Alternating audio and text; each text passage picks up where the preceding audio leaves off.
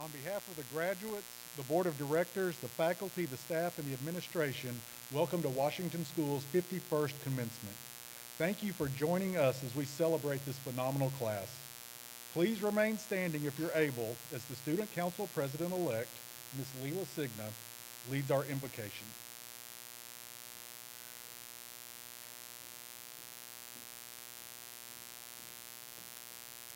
Please bow your heads. Dear Father, thank you for allowing us all to gather together on this night to celebrate both times past and times yet to come. The successes of the seniors are due to your grace and generosity. We are forever grateful for your comforting love as these students process into the next chapters of their lives. Help us to keep you in our thoughts as we commemorate this occasion. Amen. Thank you, Ms. Signa. Please be seated.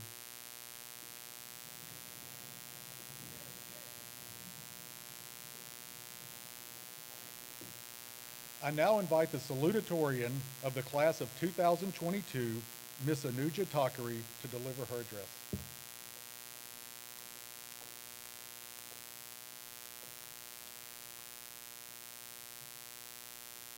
Thank you, Mr. Pino. Good evening, Presiding Justice Kitchens, Board President Dr. Doolittle, and Washington School parents and guests. I am honored to be given the task of sharing the class of 2022's past memories with you all today. The class of 2022 is a talented, intelligent, and hardworking class, and they are well deserving of this proud moment. However, there are many other people in this building that have helped us along our academic journeys, and we would not be who we are today without them. First, I want to recognize all of our teachers. To the elementary teachers who taught us how to share our crayons or listen while others are talking, the middle school teachers who showed us how to be independent from adults, and the high school teachers that taught us how to write research papers or draw the unit circle, all while being there for us outside of the classroom, we are endlessly thankful. You have all impacted us in ways you cannot even imagine.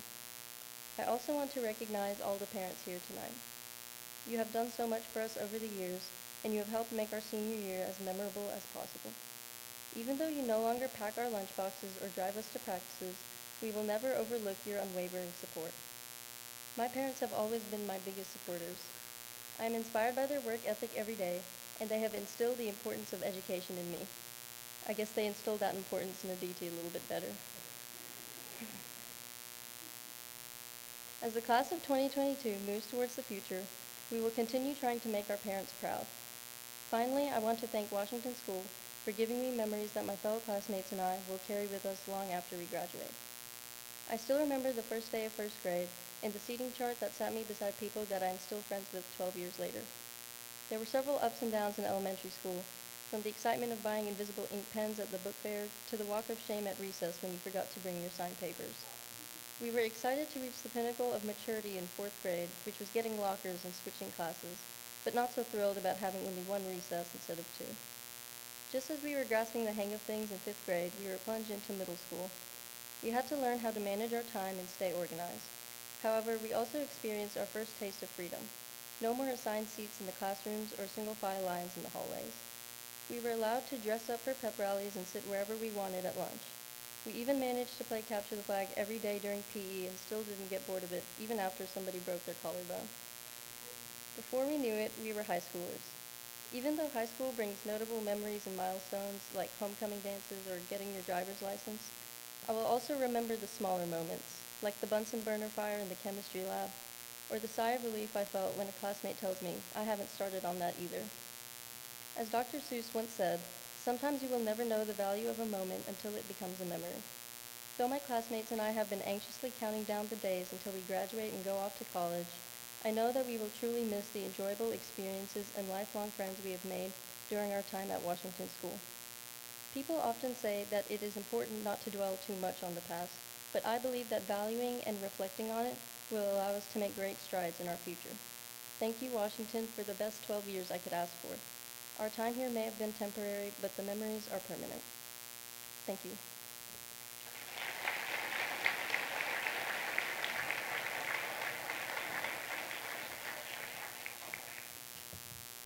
Thank you, Ms. Takari.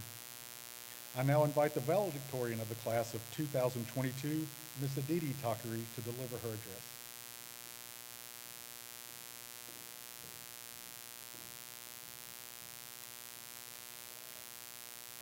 Thank you, Mr. Pino. Good evening, Presiding Justice Kitchens, faculty, staff, family, and the class of 2022. It is an honor to deliver this year's valedictorian speech. Before I begin, I would like to take a second to thank all of our teachers and senior parents for making our experience at Washington School unforgettable, a part of our lives that we will always miss. You have helped us grow not only as students, but also as people. I also want to thank my family. To my brother, who is always making me laugh, to my mom, who has supported me through both my best moments and my worst, and to my dad, who has taught me the importance of hard work and sacrifice. I will forever be grateful. And thank you to Anuja for being my built-in best friend and for always giving me a tough competition, and for letting me win this one.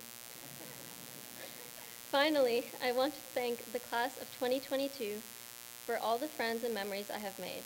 I cannot think of a better group to graduate with. Today is the moment we have all been waiting for. After tonight, we will officially be done with high school and our time here at Washington. But even though today is about moving forward and entering the next fundamental stage of our lives, it is also about reflection and celebrating the memories we have made along the way. Because even if we may not feel it right now, we will always miss our time here. I will miss receiving ice cream for reaching my AR goal in elementary, or finally being tall enough to jump up and touch the doorframe in middle school. I will miss the anticipation and excitement that filled the halls before Friday night football games, and I will even miss running through the parking lot in the mornings to get past Miss Debbie on time. But most of all, I will miss the relationships that my teachers and fellow classmates have built. Washington School will always be more than what's written at the top of our diplomas. It will be a part of the story we tell future generations. On the surface, a diploma is a simple piece of paper, but it symbolizes the hard work we have put in both inside and outside of the classroom. Let us take it with pride, but also keep it as a reminder of where we came from. As English writer Yashika Tripathi once said, "The journey is more important than the destination, for the destination gives you merit, while the journey gives you memories." While that journey has come to an end, there is a new adventure ahead of us. Soon we will be off to college without the comfort of home-cooked meals and familiar faces around us. So let us take a moment to appreciate the last 12 years before we tackle what many consider the most exciting and fun period of our lives. The close-knit nature of the teachers and students here at Washington School have created an outstanding environment to grow up in. I know we are all slightly apprehensive about stepping out into the real world, but with the help of the amazing faculty here, we have been prepared well. Class of 2022, we are capable of great things. I have seen firsthand our adaptability throughout COVID-19, our talent during the senior play, our ambition while playing sports, and our intellect within the classroom. Wherever your path takes you, I know it will be towards success. This class has tremendous potential, and I cannot wait to see how much we grow in years to come. As we part and go on our separate endeavors, I encourage you to stay strong in your values, but also remain open to learning from the new people you will meet. I know in recent years we have constantly been asked, what do you want to be when you grow up? Our future careers are important, of course, but I believe our character transcends any occupation. So today I ask, who do you want to be when you grow up? Let us carry the Mississippi hospitality instilled in us throughout the next chapter of our lives. Retain your humility, treat people with kindness, and never take your experiences or the people around you for granted. Lastly, search for happiness in whatever you do. If you are happy doing what you are doing, then nobody can call you unsuccessful. Even though in many ways today is about saying goodbye, it is also saying hello. We are starting a new beginning, a new chapter in our lives.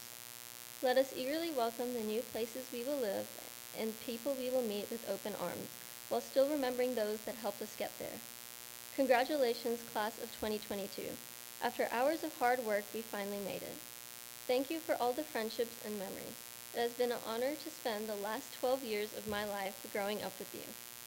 Thank you again, faculty, family, and friends, for your unconditional support and for coming to our commencement ceremony.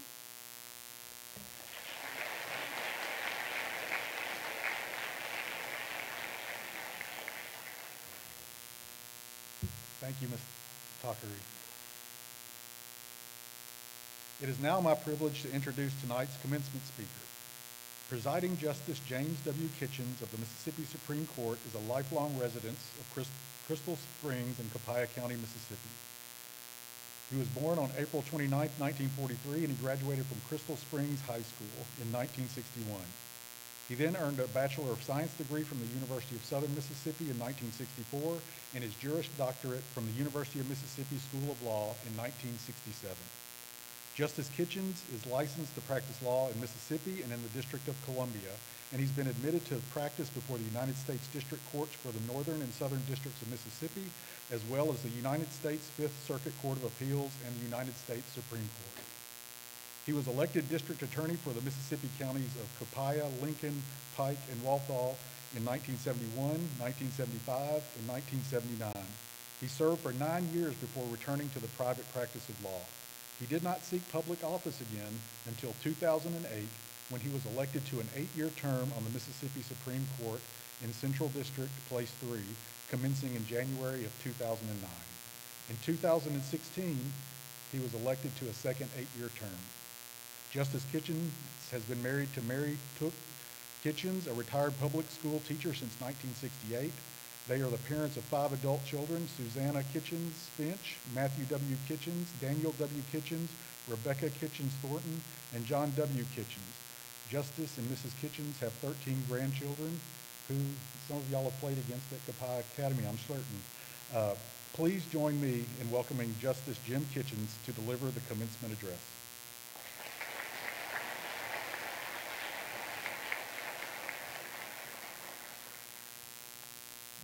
And you're thinking, boy, he is an old guy.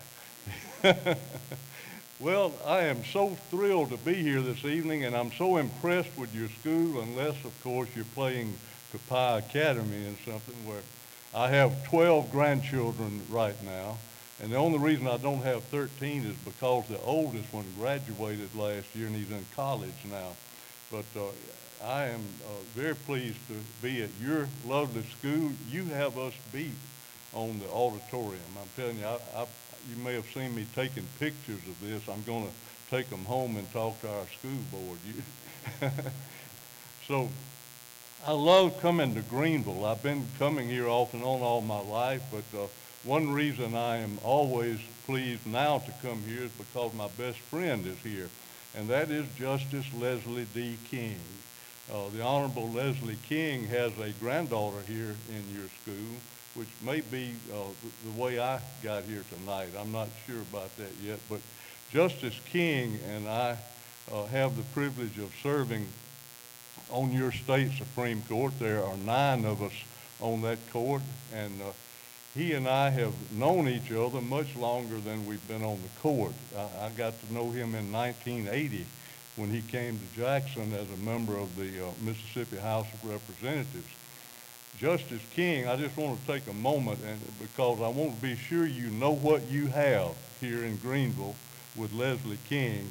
Justice King is the most experienced appellate court judge in Mississippi. He is also probably the wisest man I've ever known in my life. Justice King served as one of the original members of the Mississippi Court of Appeals, which was formed back in the mid-90s because the caseload on the Supreme Court had gotten so great that it just couldn't handle it. So the Court of Appeals was created by the legislature. Justice King was immediately elected to that court, and then he never had another opponent after that. He ended up being the chief judge of the Court of Appeals, and then in 2010 there was a vacancy on the Supreme Court, and Governor Barber appointed Justice King to the Supreme Court. He just got reelected in 2020 to another 8-year term, and he has never had an opponent for that court. He is so highly respected all over this state, and he should be, and Greenville should be extremely proud of him. Now, all that said, we are here because of these people over here, not because of me or Justice King or anybody else, but because we are here to honor them and to congratulate them, and to congratulate those of you who made it possible for them to be here, the parents, grandparents, and others who have played such a big part in their lives. The graduation from high school of Jim Kitchens was mentioned briefly in this introduction, and it should have been mentioned very briefly. But I have been thinking for several days now, trying to remember who the graduation speaker was at my 1961 graduation from Crystal Springs High School, which happens to have been 61 years ago. And so maybe you'll cut me a little slack because it's been so long, but I can't remember who spoke at my college graduation, or who spoke at my law school graduation, or what advice they gave me. I'm sure that all of them were well-meaning, good people who tried to help me and my fellow graduates, as I shall try to help you this evening. But as I was thinking about that over the last few days, I conducted a very unscientific survey down at the Supreme Court in Jackson. Our courthouse is a big thing. It's got almost 200 people working in there. And I didn't talk to all of them, but I did talk to a good many of them. And I asked each one of them, do you remember who spoke at any graduation that you ever had, or what they talked about? Nobody could remember. The youngest person I could find in our courthouse was a 23-year-old law student intern, and he only graduated 5 years ago, and he didn't know who spoke at his graduation. I say that to say you're going to forget me real fast. So I am going to try to keep this as short as I can, and I know you're relieved to hear that. And I'm going to try not to say anything all that profound, but I may say something helpful, and I hope I do. But I was thinking about what I could tell you that would be helpful to you, yet wouldn't take very long to tell you. And after due deliberation, I thought of something that I would suggest to you, that I actually would implore you to do. And it's only two things. If you haven't already done so, the next day that your courthouse is going to be open here in Greenville, or across the river where some of y'all are from Lake Village and other places across the river, I understand. Wherever you're from, the next day the courthouse is open, go down there and register to vote. Register to vote. If you're 18 years old, or you're soon going to be 18 years old, you can register to vote. And then secondly, the number two thing is, for the rest of your life, vote in every election that you're eligible to vote in. To me, that is the number one hallmark of good citizenship. And I know that you have been taught a lot about good citizenship here in this great school you've gone to. But to let you know a little bit about why this is so important and how hard it was for some people to get the right to vote in this country, I want to tell you about the day that I registered to vote. Back when I registered, you had to be 21. That was in 1964. In a few years after that, in the early 70s, I think it was 71, that the voting age was lowered to 18 throughout the country. But as my 21st birthday approached, my father, who was a very patriotic man, told me that I had to come home. I was at Southern Miss. I was a senior in college at the time. And kids didn't come home from college as often then as they do now. But my dad told me that it was important enough for me to make a special trip home as soon as I turned 21 to go down to the courthouse in Copiah County at Hazelhurst and register to vote. So I did. My mom had dug out my birth certificate, and she had given it to me and said, "Don't you dare lose this." And I took it back to school with me the time before that when I was at home, so I would have proof of my age when I went down to the courthouse to register. I went down there on a Friday afternoon, went straight there from Hattiesburg before I even went home, and I found an older lady in the circuit clerk's office, which is where you go to register to vote. And she found out what I wanted, and she said, "I am sorry, I can't register you." I said, "Ma'am," I said, "isn't this where you go to get registered to vote?" She said, "Yes, but I can't register you." And she explained to me that while she was a deputy circuit court clerk, the circuit clerk, who in Mississippi to this day has another hat that he or she wears, and that is the county registrar of voters. And the registrar of voters was the circuit clerk, and he had not deputized anyone to be a deputy registrar of voters in Copiah County. There was a very bad reason that he had taken that position and had not done that. And the reason was, this was 64. You know from studying history, I imagine, that there was a lot of turmoil in the United States, and particularly in the South in the mid-1960s. Nobody in the circuit clerk's office in Copiah County at that time wanted African Americans to be able to register to vote. Like Washington County, Copiah County was then and is now an African American majority county. So the only people who could register to vote down there at that time were the white people.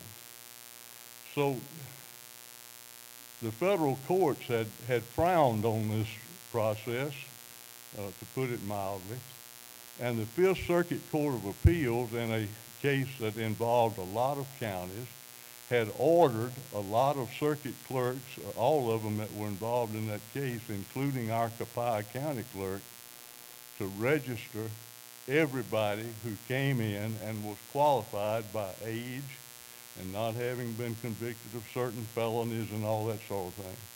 They had to register every one of them to vote. So the day that he got ordered to do that, our circuit clerk in Copiah County got sick. Ha ha. He wasn't really sick. In 1963, the year before, which was an election year, he had campaigned on the promise and had gotten reelected on the promise that he would never, ever register any African American person to vote. That was what he promised to do. He basically promised to disobey the law in order to get elected circuit clerk. And then after that, the Fifth Circuit Court of Appeals ordered him to the contrary, to register people to vote if they were qualified. He wouldn't do it. He would not appoint a deputy registrar of voters, so there would be no one at the courthouse who could register an African American to vote when they applied.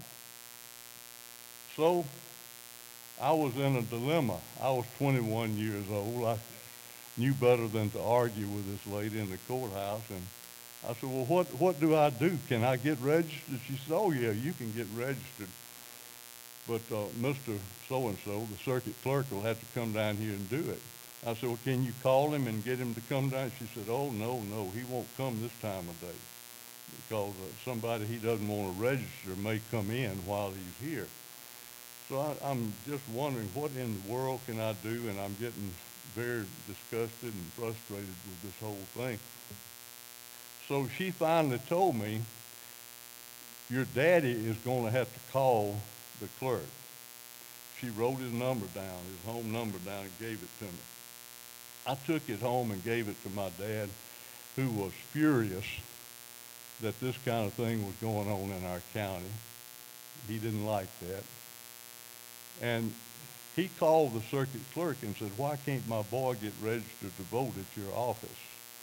And so the clerk, with a great deal of pride, told Daddy why. My dad kept his cool, and he said, "Well, what has my boy got to do to register to vote?" You're not going to believe this. He said, meet me at the courthouse tomorrow morning, which was Saturday, at 6 o'clock. So I did. I got up early, went down to the courthouse, and he had told Dad to tell me to come around to the back door where nobody could see me. I got there before he did.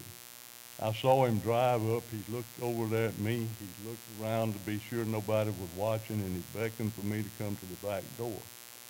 He unlocked the door, looked all around, got me in there, locked the door behind me, took me upstairs, unlocked his office, took me in there, locked that office back, and he registered me to vote all the time, telling me how clever he was, that he was able to avoid registering people to vote that he didn't think should be voting. So this all changed. Thank the Lord. It's not that way now. And a lot of people suffered and bled and died in this state, and their blood is all over this state,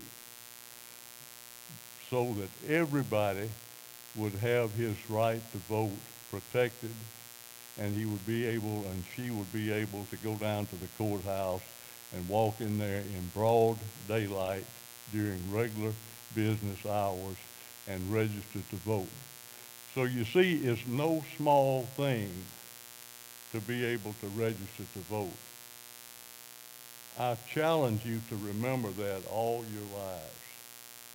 And don't let that kind of thing develop in your community where you live and where you make your living and where you interact with people of all kinds. Mississippi has changed a lot, but we're not through yet. And you are our hope.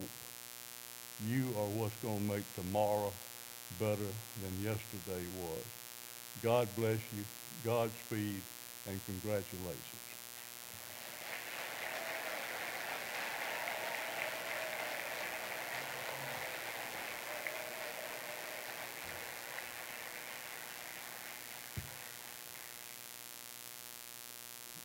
Thank you, Justice Kitchens, for sharing your wisdom with the senior class.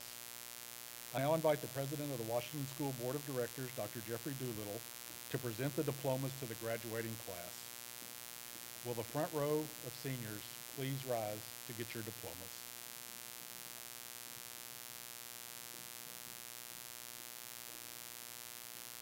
Aditi Pradeep Thakari, cum laude.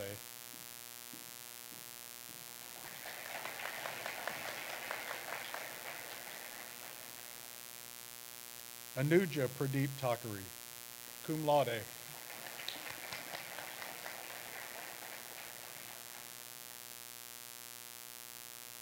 Lawler Fairchild Horn, cum laude.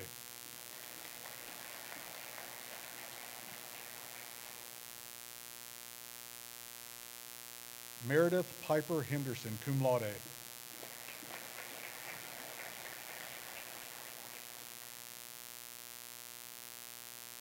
Anna Grace Ainsworth, cum laude.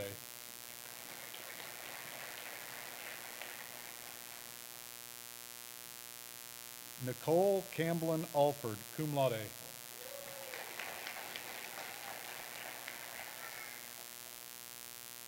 Noah Charles Ashley, cum laude.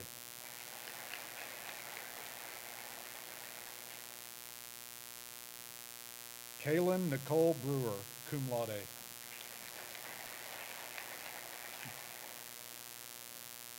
Leah Angel Christman, cum laude.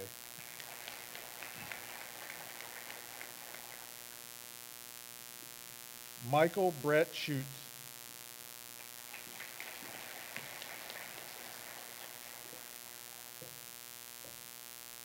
Haley Elizabeth Chingalani, cum laude.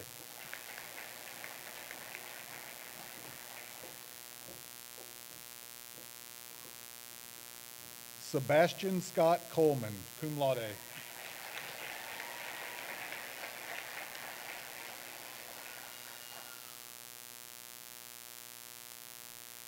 Aiden Cole Cox.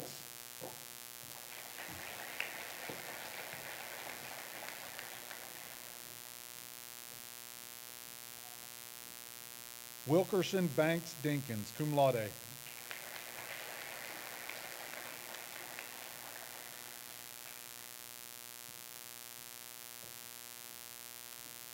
Ava Grace Dunnigan.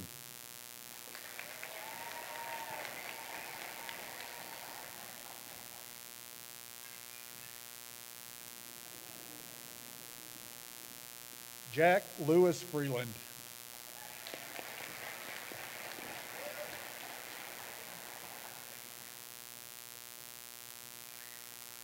Molly Mark Elizabeth Jackelli, cum laude.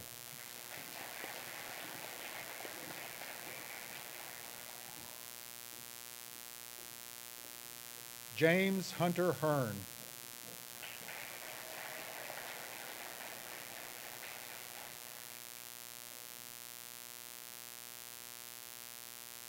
Adeline Reese Jones, cum laude.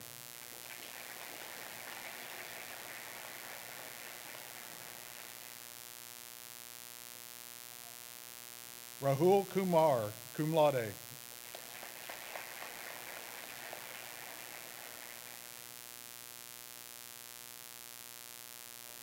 Sloan Olivia Lackey.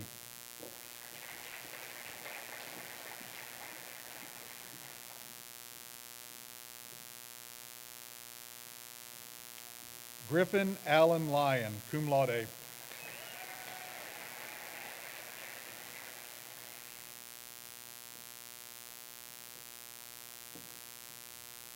Laquan Fitzgerald Mobley.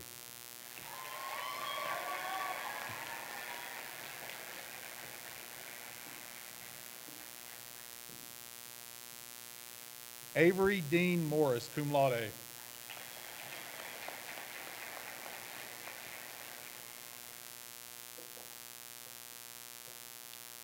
Gracie Isabella Pickle.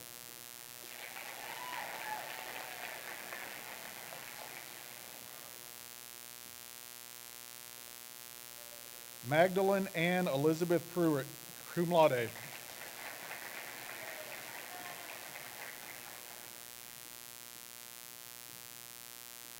Ann Journey Ross.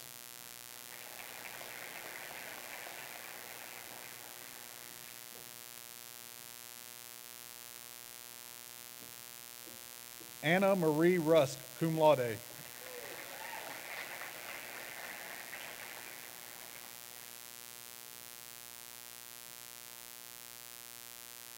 Ann Garner Scott, cum laude.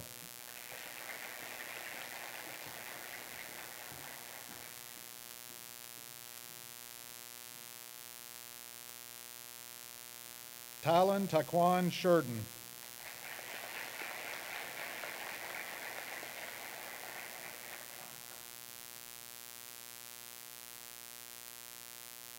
Nicholas James Smith.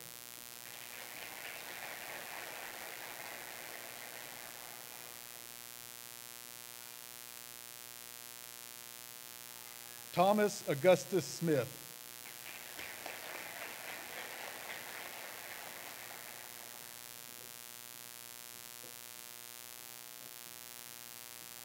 Navjo Singh Sohal, cum laude.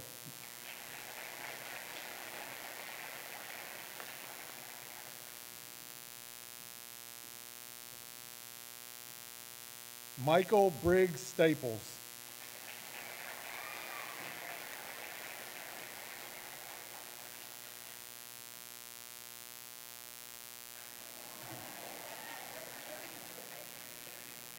Kyla Nicole Stephanie, cum laude.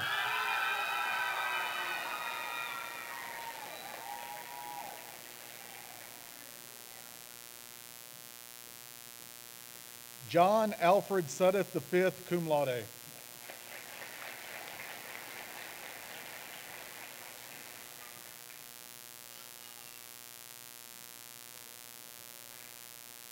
Aaron Gong Van, cum laude.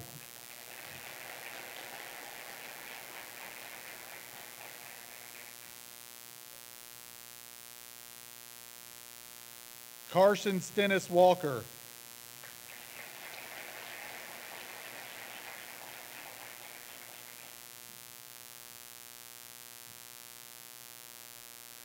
Benjamin Barnett Warfield V.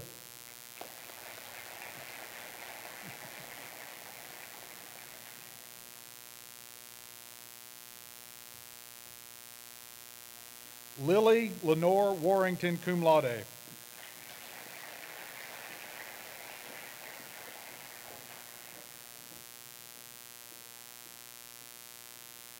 Mary Madison Welty.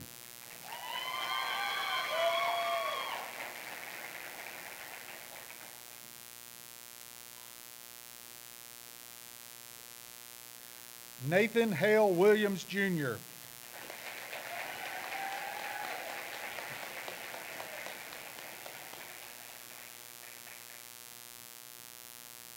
Eleanor Christian Zapponi.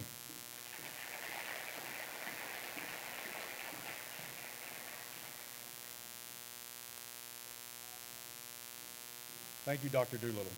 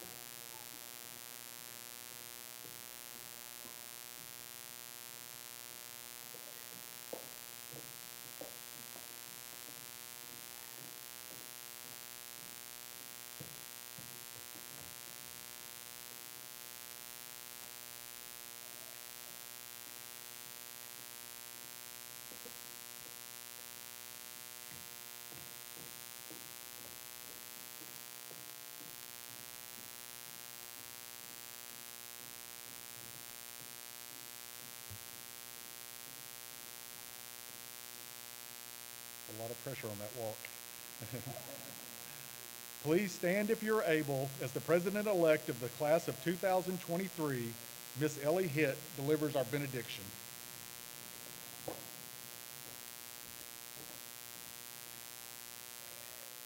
Let us pray.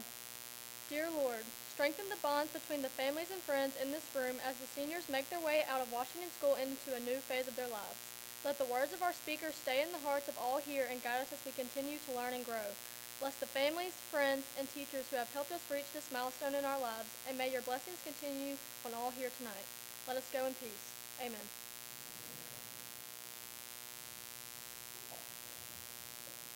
Thank you, Ms. Hitt. It is my pleasure to present to you the graduates of the class of 2022.